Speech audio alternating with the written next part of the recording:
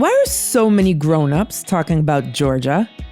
How did one kid's love of Cheetos help his entire family?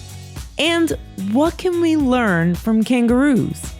I'm Bethany Van Delft, and we'll get into all this and more on today's The 10 News, the show where in the time it takes to think of all the words that rhyme with ham, we find out what's up in the world. Okay, let's get into the 10 news. 10, 9, 8, 7, 6, 5, 4, 3, 2, 1. Winter break is over. Wah, wah. And it's time to get back to school. Whether you're going in person, online, or a combination of both, social distancing can be tough for kids who just want to get back to hanging with their friends. So here are 3 ways to stay in touch without actually touching your pals this January. Number 1, do a virtual shared activity. Make something together apart, like a craft project or a baking project. Just prepare the same materials or ingredients ahead of time and work through the steps together via video chat. And maybe you can even exchange your craft projects or your baked goods, as long as you remain socially distant. Number 2, start a club. Select books, movies, TV shows, or video games to read, watch, or play together and compare notes via phone, text, or video chat. Number 3, take it outside. Mask up and meet for some outdoor fun, like a scavenger hunt. Just be sure to maintain 6 feet of distance and keep those masks on. Talk to your grown-ups to see if any of these will work for your family. Have you noticed that the state of Georgia has been getting a whole lot of attention lately? That's because of 2 super important runoff elections happening there. But what's a runoff? And why are these such a big deal? Let's go to our correspondent, Pamela Kirkland, who's in Georgia and can help us understand what's happening. There's been a lot of talk about some political elections happening here in Georgia, but you're probably wondering why you're hearing so much about them, especially if you don't even live in the state. Well, the results of these 2 elections will affect the entire country. Really? There are not 1, but 2 seats in the U.S. Senate up for grabs in Georgia, and on January 5th, Georgians will vote again. Kelly Loeffler and David Perdue, the current Republican senators for Georgia, are campaigning to keep their seats.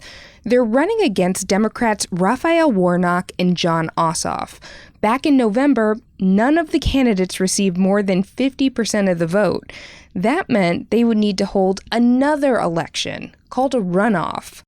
All eyes are on Georgia because the party that wins in these elections will be the party that has the majority in the U.S. Senate. Each state has 2 senators, so there are 100 seats total in the Senate. Right now, Republicans have 50 seats and Democrats have 48. If Democrats can win both seats, that means there's a 50-50 split between the parties. But Democrats would control the Senate because the deciding vote is cast by the vice president.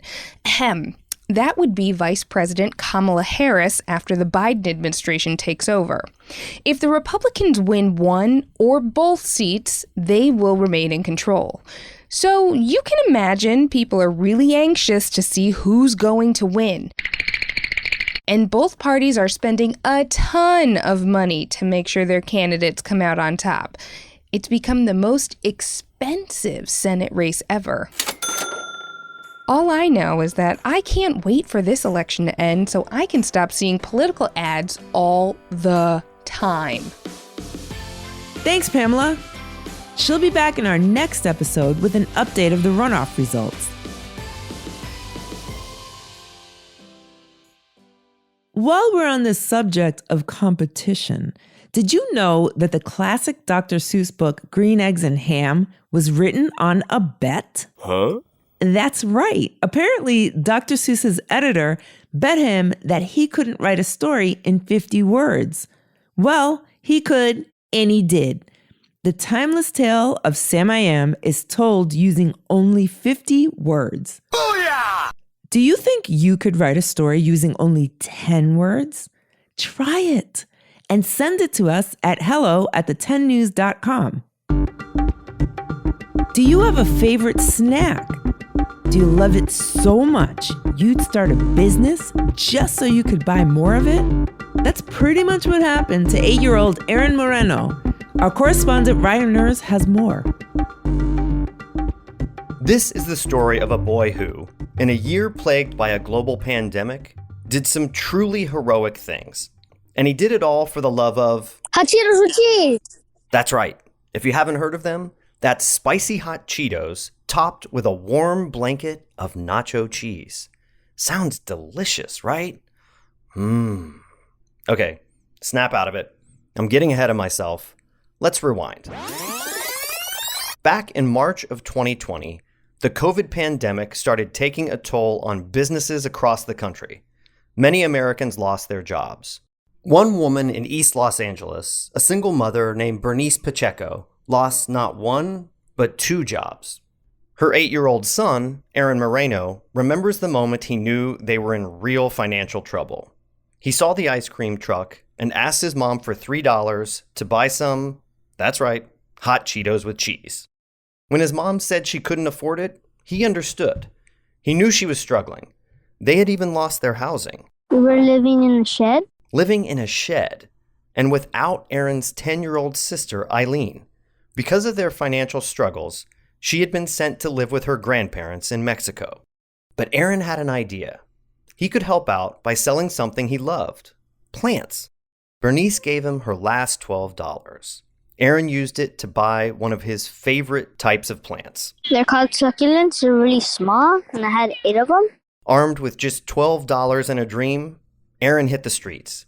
His neighbors snapped up all of his plants in a matter of hours. Seeing the potential, Aaron and his mom started setting up a table on an East LA sidewalk with all of his favorite plants. He has lots of them. My favorite type of plant is an aloe vera. It could heal you from rashes and burns. I have air plants, and they do not need soil, sun, or water. To help customers find his business, Aaron started the Instagram page @AaronsGarden. And just like that, his family's fortunes changed. People started posting me on Instagram, and people started coming. Aaron's business went viral. And then one of Bernice's high school friends started a GoFundMe page to help out the business and their family. That page has raised over $68,000, enough to move Aaron's family into a new apartment. Enough for furniture and a car. But believe it or not, that's not even the best part. I was able to bring back my sister from Mexico. Her name is Eileen, and I have not seen her in 2 years. On the day his sister arrived, Aaron's mom blindfolded him for the big surprise. When I saw my sister, I was really happy, and I ran to give her a hug. So now, together with Aaron's 2-year-old sister Alani, the family is complete. They've gone from sleeping 4 in one bed to their own version of the American dream. So now we have a business in our garage. And they're going to have a grand opening just as soon as COVID dies down. Aaron wants to have a retail store someday. He even dreams about taking his business to New York City. Someday I want to have Aaron's Garden on Times Square. But for now, Aaron's happy. He has school and his business and his family. There's just one little thing that might make it even better. I want a big bag of hot Cheetos with cheese. That is so cool. Thanks, Ryan. And thank you, Aaron, for sharing your inspiring story. It's time for your trivia question of the day. In a recent study, what did researchers discover that kangaroos can do? A, ask humans for directions. B, ask humans to be quiet. C, ask humans for help. Did you guess it? The answer is C. Experts from the University of Roehampton in London and the University of Sydney set up something called the Unsolvable Problem Task.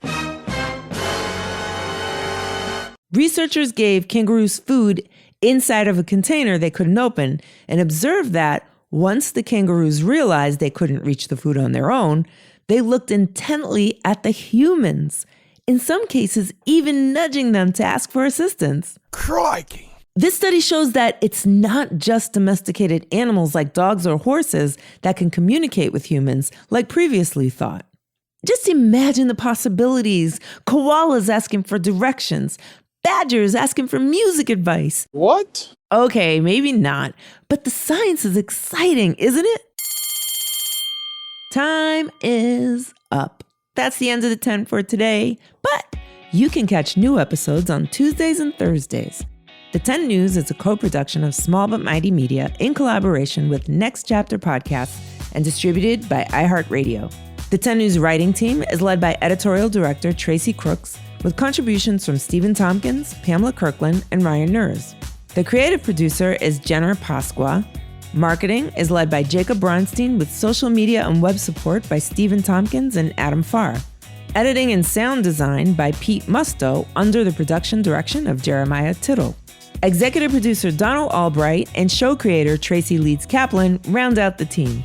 If you have questions about the show, a story idea, or a fun fact you want to share, email us at hello@the10news.com. And don't forget to subscribe, rate, and review The 10 News on Apple Podcasts, iHeartRadio, Spotify, or wherever you listen to your podcasts. I'm Bethany Van Delft, and thanks for listening to The 10 News. Now go see if a kangaroo needs some help.